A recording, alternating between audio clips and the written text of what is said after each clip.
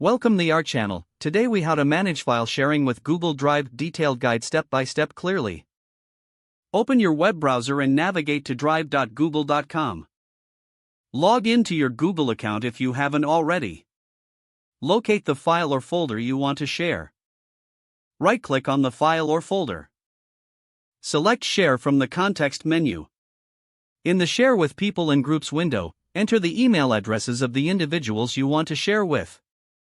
Adjust the sharing permissions by clicking on the drop-down next to their email addresses. Choose from Viewer, Commenter, or Editor based on the level of access you want to grant. If you want to notify the people by email, ensure the option to send a notification is checked. You can also add a personalized message if desired. Click on the Send button to share the file or folder.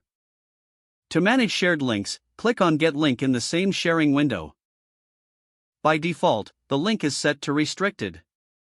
To change this, click on the drop-down next to Restricted and select anyone with the link. You can now share this link via email, chat, or any other platform. To review or change existing sharing settings, go back to the Share menu of the file or folder. Look for the list of people or groups who have access.